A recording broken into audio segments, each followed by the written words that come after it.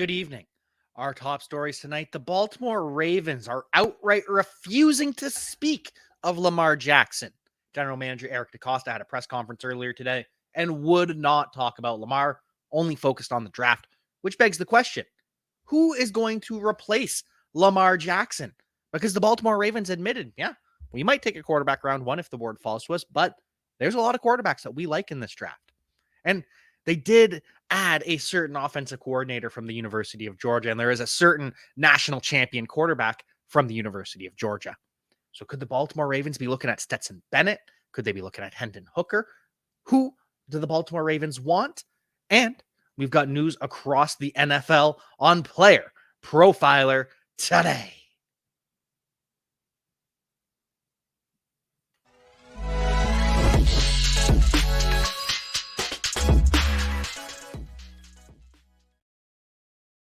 So Lamar Jackson, I'm over it. I'm over it at this point. Ravens, just let him go. Someone sign Lamar Jackson. Ravens, rescind the franchise tag on Lamar Jackson so he can go elsewhere. Just something has to happen because this has been drawn out far too long. It's going to continue to draw out past the draft, but the fact that General Manager Eric DeCosta of the Baltimore Ravens just outright refusing to answer any questions on Lamar Jackson, period. Nothing. Won't answer any of them. No, this is about the draft. This press conference is about the draft. I understand you want to ask questions about Lamar Jackson, but this is about the draft. Okay, that's pretty arbitrary. You have decided that you don't want to talk about Lamar Jackson because you are scared to face the questions, because you know that you have messed this situation up. And they have. At every turn, the Baltimore Ravens have undervalued Lamar Jackson. And I'm over it at this point. I've had to talk about it so many times, but they just keep making it worse.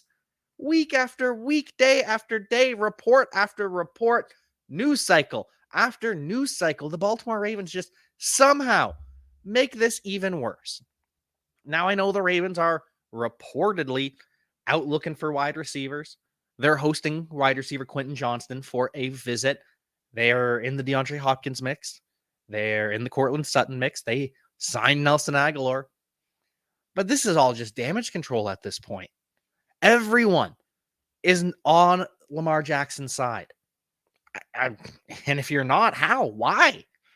I don't see how the Baltimore Ravens look good in this at all. They've poisoned the well. Lamar has had to come out and say, yeah, I asked for a trade because they won't respect me, and I'm tired of this.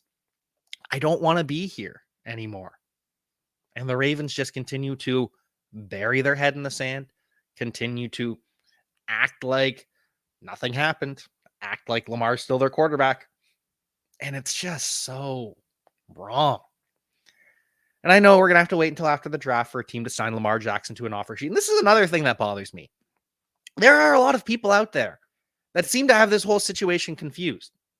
Teams are not trading for Lamar Jackson. That is not how this works.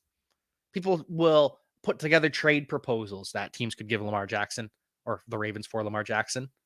That isn't how this works. How this works is a team comes to Lamar Jackson and says, hey, here's an offer sheet. This is the contract that we want to sign you to. Now, the Baltimore Ravens have 5 days to match that offer sheet, and then Lamar Jackson either signs the offer sheet with the Baltimore Ravens or stays on the franchise tag. There's no trade involved. All that happens, the trade everyone is thinking of is the 2 first-round picks that go to the Ravens in exchange, but it's not a trade. The offer sheet comes first. Teams aren't offering the Ravens anything. The teams don't have to talk to the Ravens to make this happen, which adds another interesting layer because the Ravens don't know who is negotiating with Lamar Jackson. Because we've heard all these teams that are out, but are they really? Are they talking to Lamar Jackson behind the scenes? Did the Falcons reach out to Lamar Jackson and decide the number was just too much? We don't know. And the Ravens don't either, because this all can happen behind closed doors. So no, Lamar is not being traded. Please stop calling it that. It's signing him to an offer sheet. It won't be a draft day trade. It will be a draft day offer sheet. And even then, the Ravens will still have 5 days to match it. But aside from that, the Ravens have to figure out what their future is. They're in limbo. They haven't really had much chance to do anything because they've got so much salary cap tied up in Lamar Jackson as it stands, and they don't know how much they're going to have at the end of the year. If they do keep Lamar Jackson, that's 31 million or more. Because right now it's 31 million on the franchise tag. Could be even more that the Ravens have on the salary cap for 2023. We'll wait and find out what it is. But until then, the Ravens are in limbo. But you've got to have a plan B. And I'd imagine plan B is Tyler Huntley starting the season. But Tyler Huntley is not an acceptable long-term answer. If there is no one backing up Tyler Huntley of note, if there is no quarterback being groomed behind Tyler Huntley, Ravens fans will not accept that. They will not just accept John Harbaugh trotting out there and saying, well, we think we can win with Tyler Huntley, and we think that we're still a playoff team with Tyler Huntley instead of Lamar Jackson. We're going to go out there and we're going to fight. No. Fans are going to revolt. Ticket sales are going to plummet because no one believes it. So you got to have a plan B. Is it a veteran? The only veteran available right now is Ryan Tannehill. It's probably not. Is it a rookie? Well, the Ravens were asked about that. The Ravens were asked, would they take a quarterback in the first round? The answer, classic GM answer, we think that if the board falls to us, yeah, we would take a quarterback, but we don't draft players based on need. And this is one good thing that the Ravens do, and this is something that NFL teams should embrace more. You do not want to draft for need, because if you're drafting for need, you're probably going to miss from time to time, right? Take the San Francisco 49ers, for example. They were not paying DeForest Buckner that big contract, so they traded him to the Indianapolis Colts. Well, now they had a massive hole at 3 tech, and so they draft Javon Kinlaw. They draft for need. They needed Javon Kinlaw to be successful right away, and he wasn't, and he hasn't been to this point. The 49ers have found other ways to make it work, but because they missed on Javon Kinlaw, now this offseason, they go out and they overpay a defensive tackle. They go out and take defensive tackle from the Philadelphia Eagles, Super Bowl champion Javon Hargrave. And they overpaid him because everyone's overpaying defensive tackles right now. That's what the market is.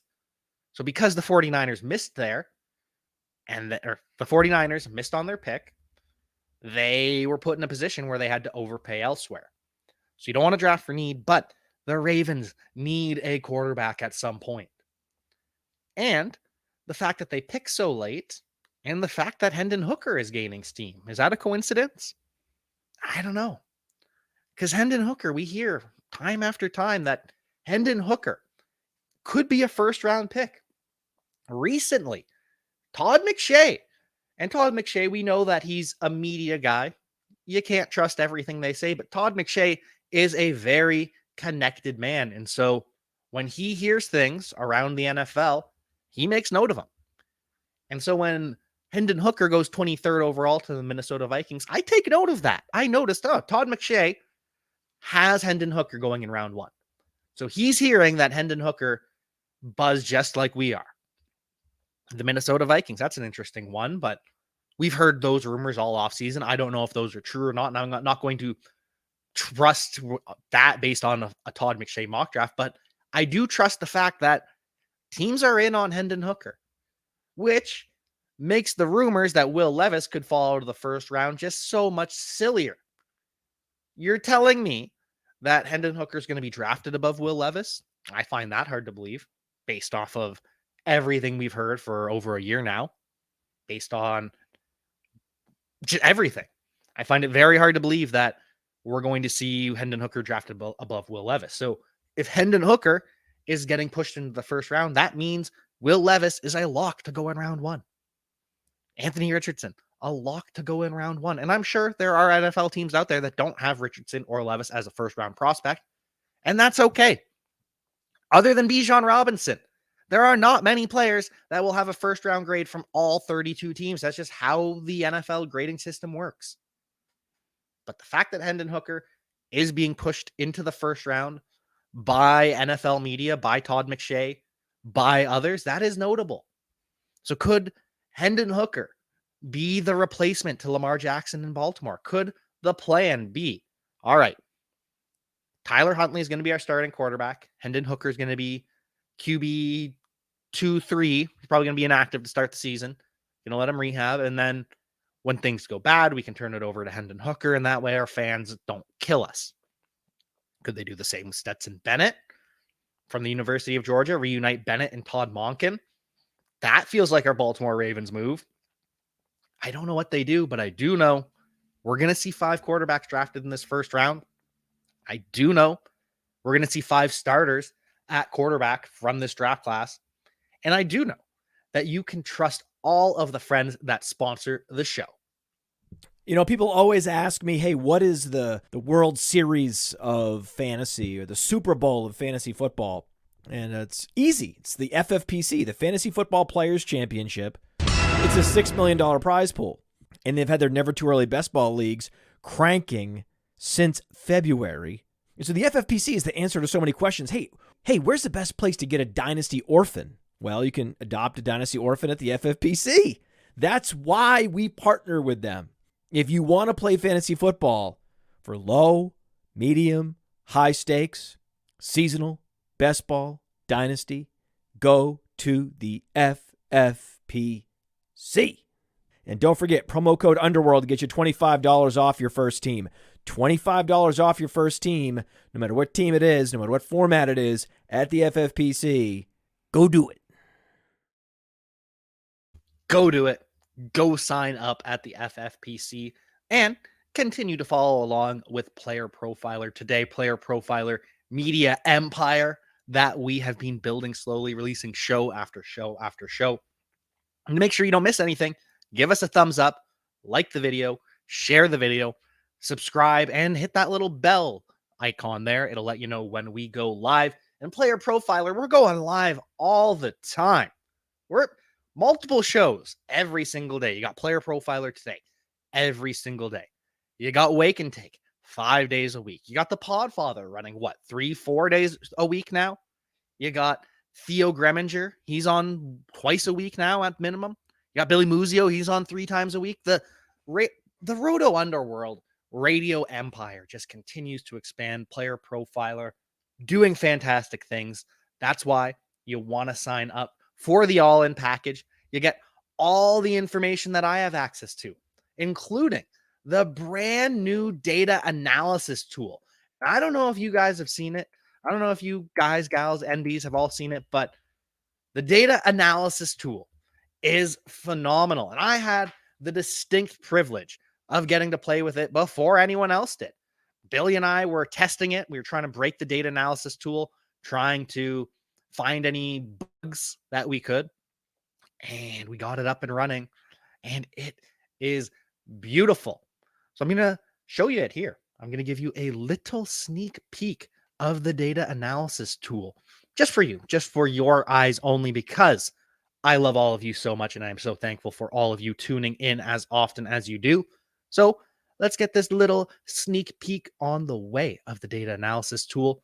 You can see popular reports. So let's go fantasy scoring reports. We pull it up, we load, and we've got everyone. We've got defenders. You can see fantasy points per game of defensive players even. And you will see that the fantasy points per game leader, the last was Tywan Jones in the negatives and Cavante Turpin negative, but you'll see Jalen Hurts, top of the fantasy scoring report. You can go to linebacker. Just look at linebackers, and you see it is Foye Oluokun. This is the beauty of it. It just does it so quickly. You can build your own reports. You can sort through every position. If you're an IDP person, we've got the defensive stats for you. If you're an offensive person, we've got all the offenders for you. You can build your own reports, go to advanced reports, and just pick what you want. If we want to look at passing stats, we can build air yards, pass attempts, pressured throws, create. Boom. We've got it. All of it right here on the data analysis tool. You can go for more advanced metrics, however you want to build it, however you want to play. Player Profiler has it all on the data analysis tool. Love it. Absolutely love it. Just great things happening here at Player Profiler. This is why we are arguably the premier media company, not just the premier independent football media company, but we're getting up there in the big leagues, in the high ranks alongside everyone else. But back to the rest of NFL media. We hear day after day that Hendon Hooker, he continues to climb up the ranks. Hendon Hooker going to be drafted first round. And I get it. Guy was prolific at Tennessee. And I know he's an older prospect. I know he's 25 years old. But at this point in the year 2023, age for quarterback doesn't matter so much. Unless you're a Brandon Weeden who's 28 years old entering the NFL. I don't really care. Because 10 years from now, Hendon Hooker's going to be 35. And that's still a fine age for quarterback. We have seen more and more and more quarterbacks play into their late 30s, play into their 40s. So I'm not bothered by Hendon Hooker's age. I love the prolific ability. I love the numbers he put up at Tennessee. And I think that some team is going to be able to work with Hendon Hooker. Could be the Baltimore Ravens. Todd Monken would have a lot of fun designing an offense with Hendon Hooker. Could be the Buccaneers. We've heard that the Buccaneers could end up drafting a quarterback. Todd McShay, he has Will Levis falling to 14, where the Buccaneers trade up. So even McShay doesn't have Will Levis falling out of the first round. He has him falling. Some people have Will Levis falling out of the top 10. We at Player Profiler do not. We've got 4 quarterbacks in the top 5, or at least I do. Maybe even top 4 for 4. But regardless, it's going to be a fun draft night. Can't wait to hear Hendon Hooker's name called earlier than expected. And it sounds as though we're going to hear Dalton Kincaid's name called earlier than expected as well. Daniel Jeremiah, he's updated his prospects. And this is all based off of Jeremiah, his scouting ability. This is not what he's hearing. There's 2 different things. Daniel Jeremiah does his mock drafts. We read those and we think this is not for if a player is good or bad. This is just what Daniel Jeremiah is hearing. But then when we look at his rankings, this is who Daniel Jeremiah, as a former NFL scout, part of the scouting industrial complex, this is who he believes in, which probably means other NFL scouts believe in these players as well. So when Dalton Kincaid is the number 9 player for Daniel Jeremiah, I take note of that. I don't think it should happen. I don't think any tight end should go in round 1. People love Michael Mayer. Hope you like Cole Kmet. Hope you like solid, average tight ends. Nothing wrong with that, but that's who Michael Mayer is. I don't think Dalton Kincaid should go in round 1. We have no information on him. We have no testing. We have no measurables. We don't know who Dalton Kincaid is other that he was good in college and that people love the film. But I need more than that. I need more than that to take a tight end in round 1, because tight end isn't a position that wins in the NFL. Tight end and running back, the 2 least valuable positions in the NFL. So you're going to take Dalton Kincaid in the top 10 based on the 9th overall ranking from Jeremiah? No. Take him top 20 with a back injury. That means he hasn't worked out? No. Can't get behind it. This is where Player Profiler differs from the scouting industrial complex. We need more for these non-elite prospects. Jamar Chase, if Jamar Chase didn't go out and test, that's fine. He was an elite prospect, still taking him top 5, still taking him top 10. But Dalton Kincaid, he's good. He could be great. But I'm not drafting a tight end that high without an elite prospect profile. Kyle Pitts, elite prospect, and look how his career has been so far.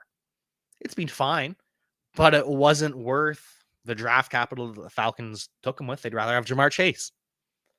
So I can't get behind Dalton Kincaid being ranked inside the top 10. Daniel Jeremiah, I mean, I'm not going to tell you how to run your rankings. Just not my cup of tea. Not how I am going to do this. So when Dalton Kincaid is drafted in round 1, because that's where the scouting industrial complex has him, right or wrong, we have to accept that and we have to adjust. So spoiler alert, Dalton Kincaid going round 1. And I also can't believe that Daniel Jeremiah has Tyree Wilson as his 4th overall player. Like, why? Talk to offensive tackles in the Big 12 And they will tell you, no, it's not Tyree Wilson. It is Felix Anaduke Awuzie, the Kansas State edge rusher, instead of Tyree Wilson. That's who everyone listed as the most dangerous player in the Big 12, the most dangerous edge rusher. None of them said Tyree Wilson. Isn't that telling that your competition doesn't think you are at the top of the league, top of the conference in the Big 12, but the NFL thinks that you are at the top of the edge rusher market? I don't see it. I don't see it. There's talk that he could go number 2 overall to the Texans if they pass on quarterback. Yeesh. There have been some brutal mock drafts coming out lately. Here to sift through that fugazi, and here to tell you about Austin Ekeler. A report comes out today from Ian Rappaport. The Chargers have given Austin Ekeler permission to seek a trade. Yeah, that's old news. That's a couple weeks old. We knew that Austin Ekeler was allowed to talk with other teams. He asked for a trade. They couldn't agree to one. Or sorry, he asked for a new contract. They couldn't agree to one. So he asked for a trade or to seek a trade. And the Chargers said yes. So I don't know why we've got the headline today. Maybe this is to take advantage of people who don't pay attention. This is for people who tune in every couple of weeks just to get that clickbait. Oh, Austin Ekeler. He got they accepted his trade request. He can go look. No, that's been going on for weeks now. But anyways, Austin Ekeler, it sounds as though he has accepted that he's going to have to stay with the Los Angeles Chargers. That no team is going to trade for him. No team is going to trade picks for him and then pay him. And I get it from the Chargers' point of view. You probably want more than, because you're a Super Bowl caliber team in Los Angeles. And Austin Ekeler is a big part of that. I know I say running back, one of the least important positions in the NFL. Eckler's different because of his impact on the passing game, because of how much passing matters in the NFL. So for the Chargers, they're going to want a premium asset for Austin Ekeler, or else, sorry, man, suck it up. One more year on your contract, you hit free agency, and then you go. At least that's the Chargers' perspective on it. I want the Chargers to do right by Austin Ekeler and pay him. I think Austin Ekeler deserves a raise. And the Chargers might disagree with what's right and just do business the way that they know how to, the way that the NFL does business, and make him wait it out. At which point, Austin Ekeler, there's no chance if he hits free agency, he's returning to the Chargers. This is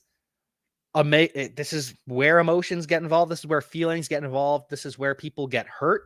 This is where feelings get hurt in these negotiations. And so if we go all the way through the entire season, the Chargers refuse to trade Austin Ekeler, refuse to pay him, there ain't no way he's coming back, no matter how great Justin Herbert is. Speaking of not coming back, John Elway will not come back to the Denver Broncos. His contract has expired, and the team will just let him fade into the night. Let John Elway walk into the sunset. And this is just so interesting because for years it was, well, it's John Elway. They can't fire him. He's like a son. He's like the son of the entire city of Denver. Everyone loves the guy. How do you not love him? And then the new ownership comes in, and it's more of the same. Well, they're not connected to John Elway, but how do they fire John Elway? How do they get rid of him? This is that would just upset people. And then things happen year after year. John Elway, he's just disappointing. And now that his contract is up and they just can choose not to renew it and he can just walk away peacefully, John Elway doesn't have to have on his resume that he was fired by the Denver Broncos. The Denver Broncos don't have to have in the headlines that they fired John Elway. Instead, John Elway, no longer part of the Denver Broncos, they're just not signing a new contract. It's just how things go. And that's best case scenario because John Elway needed to go. The new ownership group wanted him gone. Sean Payton, his ego definitely wouldn't tolerate having John Elway's fingerprints and everything. So best case scenario, best of luck to John Elway in his future endeavors, and best of luck to the Denver Broncos as they go through this transition. But that will bring us to our final couple pieces of news. We've got news on rookies teams that they are visiting. Quentin Johnston, we already talked about him going to the Baltimore Ravens. He's visiting with the Chiefs and the Cowboys. Teams still like Quentin Johnston. Teams like these wide receivers. Cowboys, 5 wide receivers at minimum that they are visiting. And teams seem to like Dwayne McBride as well, visiting the New Orleans Saints, visiting the Baltimore Ravens. Got to remember, so this is why we did the backfield show. This is why we talked about the teams that were at risk, the running backs that were at risk of being replaced. Go back and check that out from a couple days ago. Maybe it was sometime last week, but we talked about all of these backfields because there's going to be people coming in to replace guys. And that was just looking at the big names. Dwayne McBride could very well come into the Baltimore and replace Gus Edwards by the end of the season. Just sorry, Gus, no longer part of our plans. With the Saints, not with Jamal Williams because of the contract he got, but could become a 1-2 punch and they could move on from Alvin Kamara with the suspension probably as soon as next year. Bijan Robinson visiting the Las Vegas Raiders. Imagine the Raiders drafting Bijan Robinson with Josh Jacobs on the franchise tag. What a Raiders move that would be. But they've also got Bryce Young visiting as well, which is why I think they're taking a quarterback. And Kendre Miller. Kendre Miller also visiting the Cowboys and the Saints. Kendre Miller talked about it last night on Mock Draft Live with Aaron Stewart. Kendre Miller, if he didn't have the knee injury, if he was able to test, if everything was 100% for Kendre Miller, he'd be in the RB3 conversation alongside Zach Charbonnet, alongside Roschon Johnson. Kendre Miller, supreme talent. Really wish we got to see him test, which is why we don't have him up there with those other backs. Player profiler adjusts. We react. And so because we don't have testing numbers for Kendre Miller, we can't put him ahead of guys that we know are great athletes. That's why we have him behind Israel Abanikanda. But because we are player profiler, and we do know that Kendre Miller showed athleticism on the field, we know that he should have been a really athletic guy, and he's got the weight. We know we can't drop him too far. So Kendre Miller, still in on him. He might be one of my favorite prospects at this point just because of where he's going in relation to the talent. Can't wait to see where he's drafted. And I can't wait to see where Roschon Johnson is drafted. And this is why we have Roschon Johnson ahead of Kendre Miller. Because we got the testing results. We got to see what Roschon Johnson can do. And now he didn't hit the hyped up 4.4 that we heard, but every year we hear some guy's going to run a surprising 4.4. Most of them don't. And so we have to stop getting disappointed. We have to not be upset that Roschon Johnson didn't crack 4.4, but we can be happy knowing Roschon Johnson finished top 5 in terms of the 10-yard split. That matters for a running back. That is the burst, the initial explosiveness, and Roschon Johnson has that in spades, which is why Roschon Johnson goes out and is visiting at least 8 teams. We know today Roschon Johnson visited the Tampa Bay Buccaneers, which, that would be dangerous for Rachaad White. That one would scare me quite a bit. I don't think it's going to happen. The Buccaneers have way too many needs outside of running back to invest in a Roschon Johnson, but wherever Roschon Johnson goes, he is going to hurt some starter somewhere.